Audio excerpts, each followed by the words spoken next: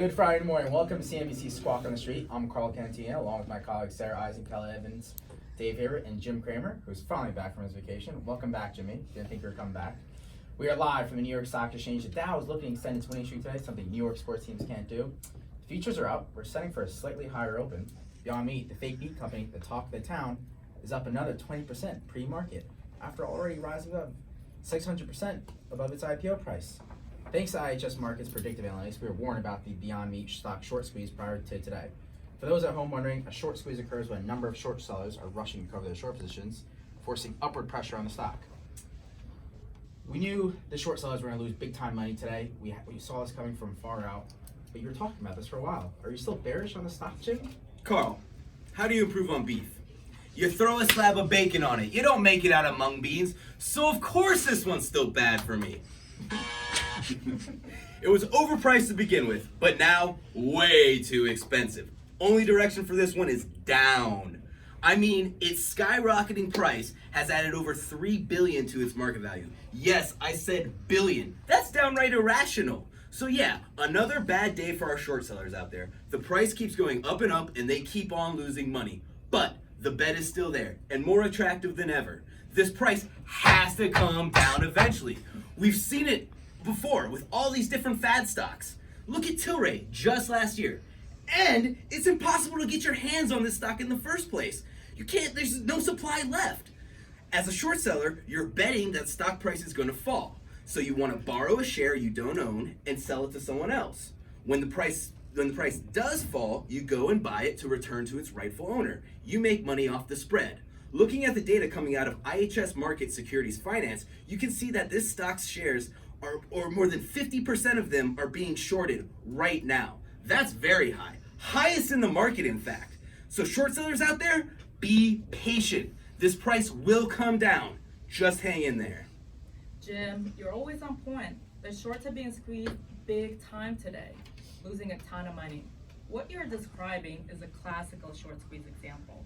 The research signals team from IHS Markit forecasted this short squeeze using their short squeeze model.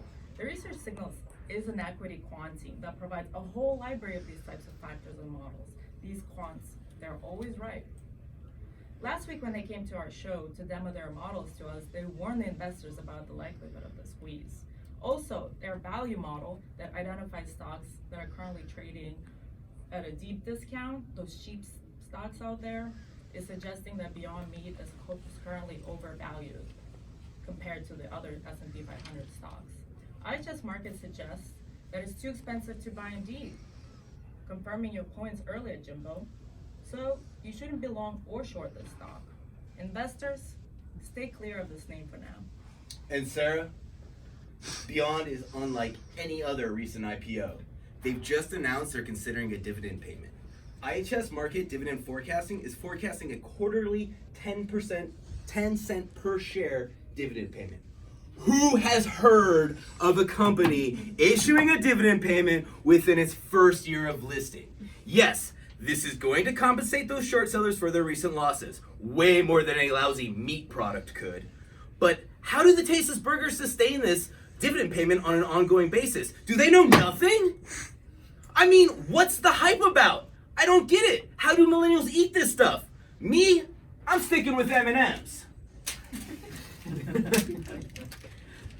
Thanks for that, Jim. Speaking of millennials and Beyond Meat, the stock was just added to the basic millennials index and jumped 10% in the last week. This index is designed to capture the essence of being a millennial, which includes companies like Beyond Meat, student loan lenders, and Juice Generation.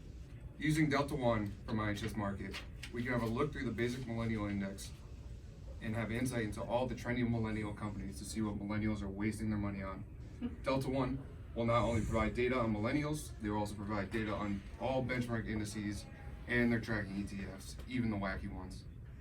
And honestly, it's a great day to be a cow, right? I mean, they're definitely long on this stock. And like David said, this product is what millennials are all about. I mean, this burger seems to be more popular than the latest iPhone released in September. You know millennials, they love to jump on the latest trend. I think Beyond Meat just happens to be the flavor of the week. So hopefully it can become as mainstream as avocado toast. I mean, it's a big ESG play as well, and that's an investing space that everybody has their eyes on. So kudos to IHS Markit. I mean, they're a great provider of daily data for us. They're always giving us stock analysis and insight, and all their information, predictive analytics is really helpful to us as well as all investors in the market. So I'm really looking forward to using their data to track Beyond Meat going forward.